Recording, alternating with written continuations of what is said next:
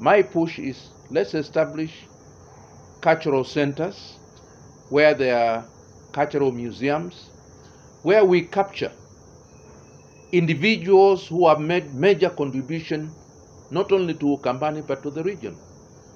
You have heard of people like Siokimau. A few of you may think these are contexts that are not for sure, for real. But this woman dreamt. She saw a snake coming from the lake all the way to the other lake. And these are facts.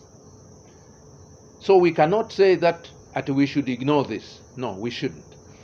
The other day I was talking to some people, and there are people who were saying there is a stone called Nzambani in Kitui, where if you go around it 7 times, you change your gender. So people will always say, but have you done it? There was a place where some people over the weekend were telling me, Prof, by the way, have you gone around it? I understand that you have gone around 7 times. And I told them, yes, I went around it 7 times. Then when I finished 7 times, clockwise, I went back again counterclockwise 7 times. So I am who I am.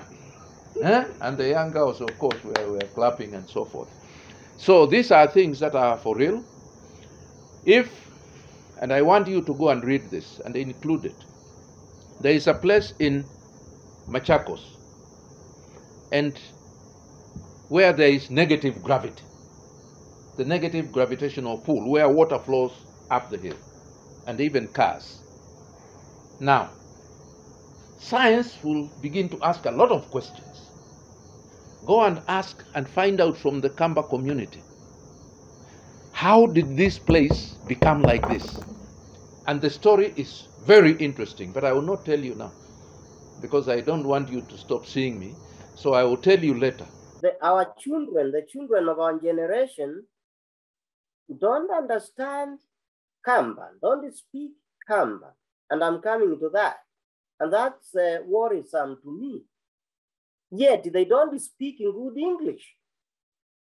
Yet they don't speak in good Swahili.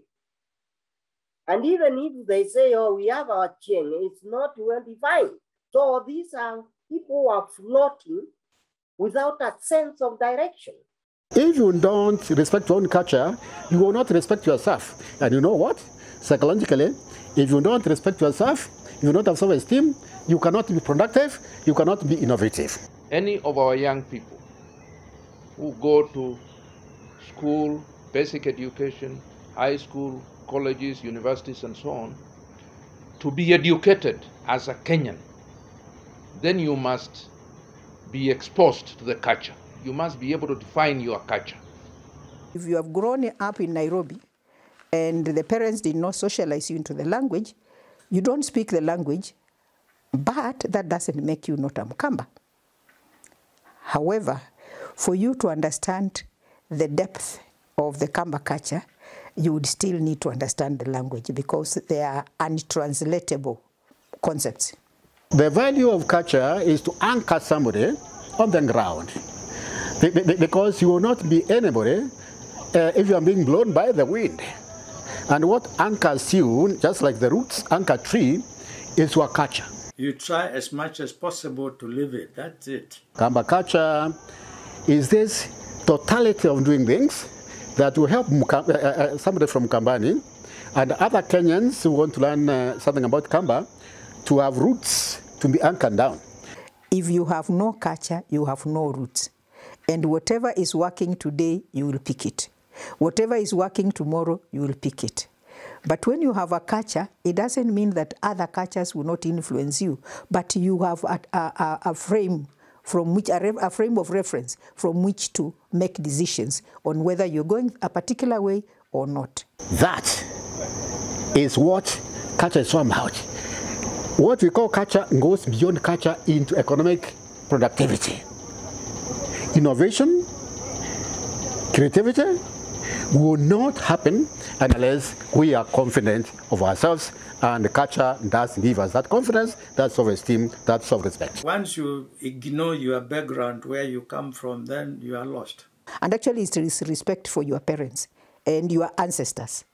that you are doing what they require, you're respecting your own culture. It's actually disrespect to throw it away. If you want somebody in Ukambani to be very confident, to be innovative, to be creative, the first thing that we should do is to ensure that they respect themselves, they have self-confidence, and they have self-esteem. We have to sacrifice ourselves so that we bring up our generations, our children, with the Kamba cultures.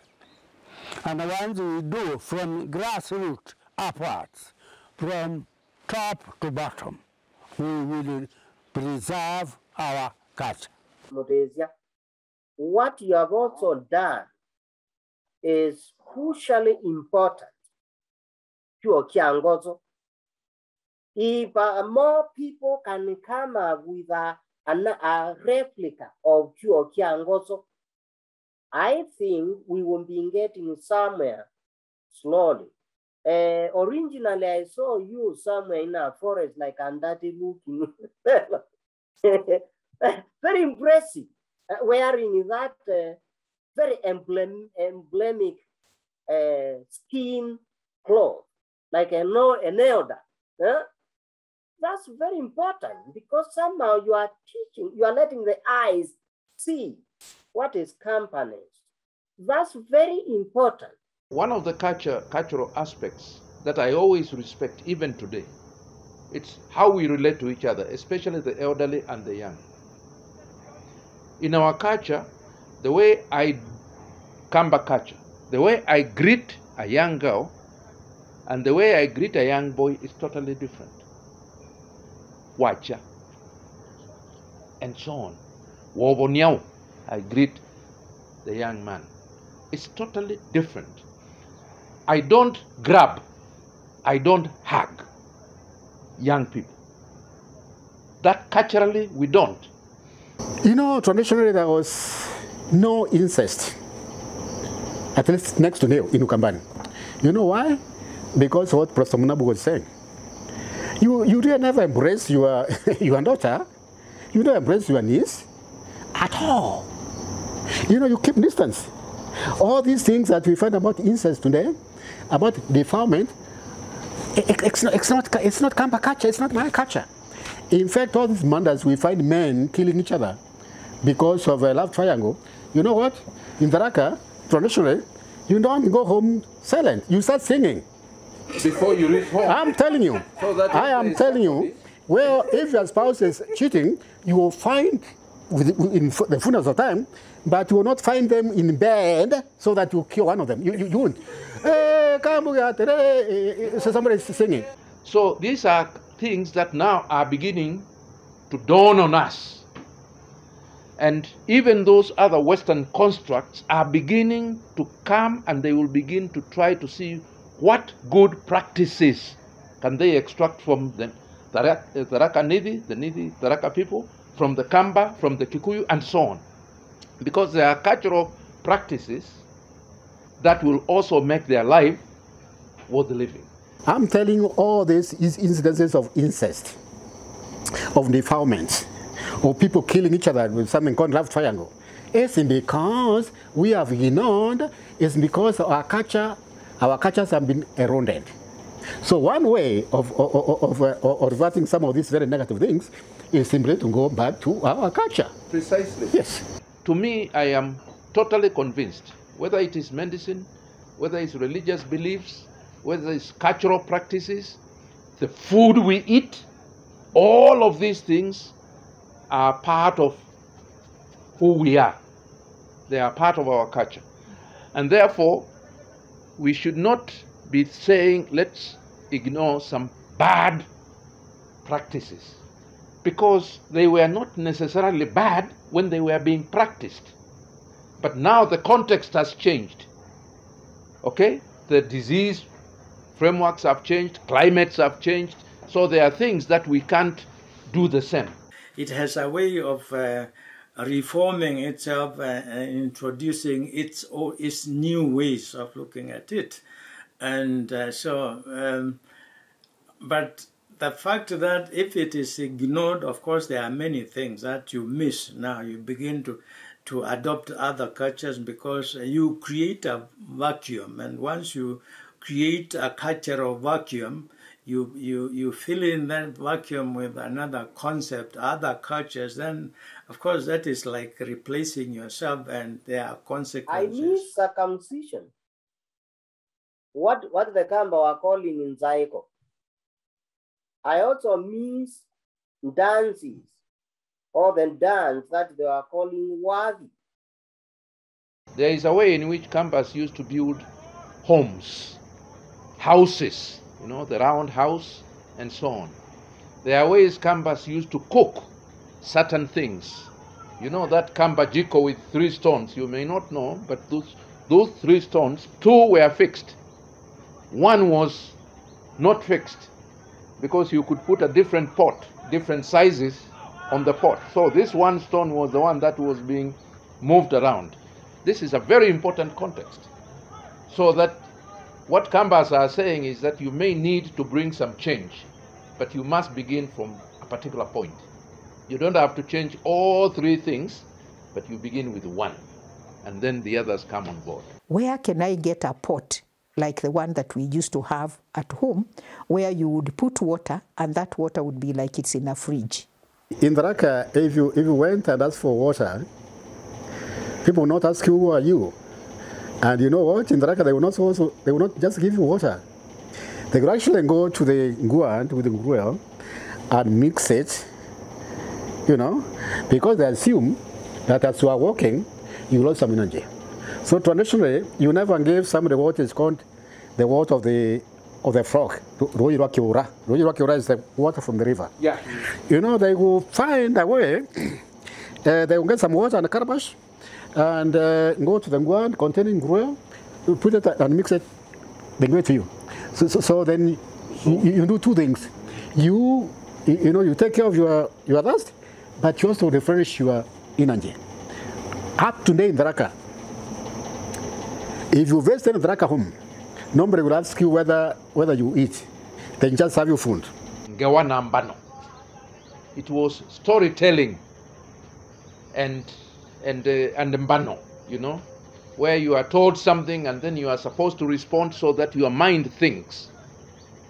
One of the most important, which indicates that the Kamba community really is a community that spread throughout Africa, Congo, South Africa, and so on, is Ndai, the parable. And one of the parable is, I found. In Kikamba we say, Nethiye. So you think as a Mukamba, Nethiye, what is this thing that you found? The answer is, Nethiye mundi na mundeta mayotanea munyoseki. In other words, I found a pygmy, an Hottentot, sitting in the shade of a piece of grass. Now, that is heavy message. This Mukamba is telling you he has traversed this country, Central Africa, all the way to South Africa, which is true. This is how we migrated, and back again. But most important, he's telling you that he actually has seen deserts. Because there, when he found the pygmy and the Hottentot, they were sitting together and there were no trees. It was only pieces of grass. So the hidden message is, we must be very sensitive about climate change. Now, nobody says that. But this Ngawanambano is extremely important. We now are going through a pandemic.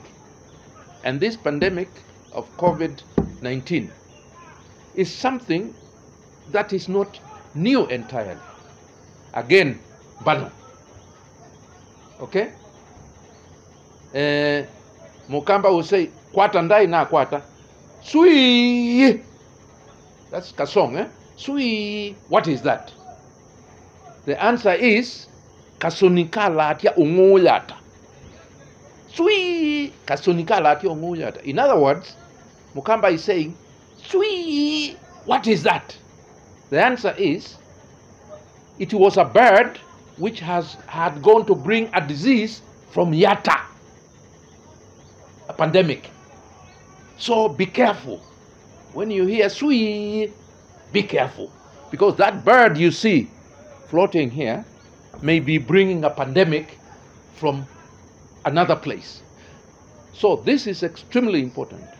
And I am hoping myself that moving forward, we shall, in our syllabus, in our universities, try to inculcate some of this indigenous cultural knowledge into our system so that our people can understand.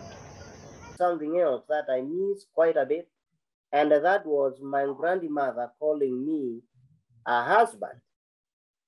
So I felt like, yeah, I felt like I had a wife. Yeah. To some people, that's trash. But our ancestors, our parents and grandparents knew what they were doing. Or they were doing this unconsciously for a very specific purpose. It was part of education.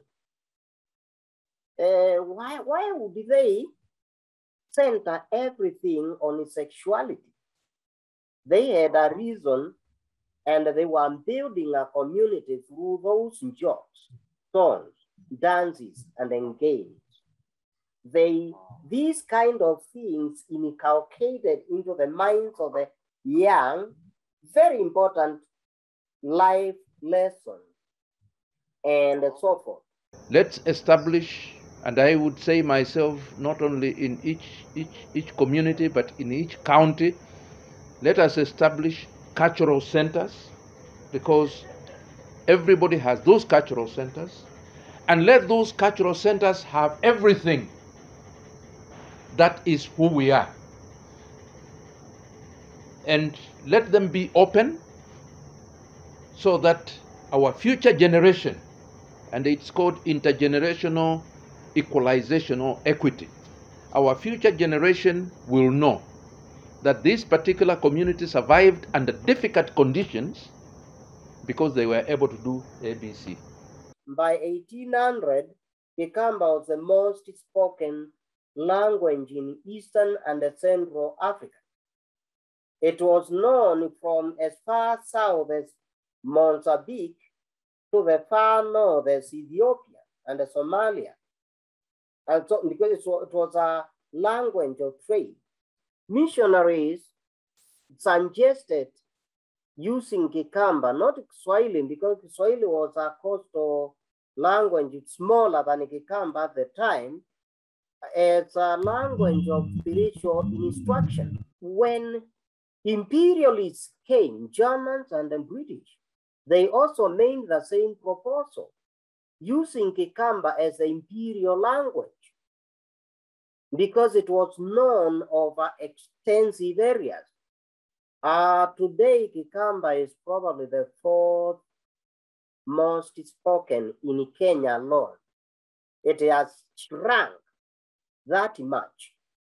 And I think in the next few decades, it will be overtaken by other languages.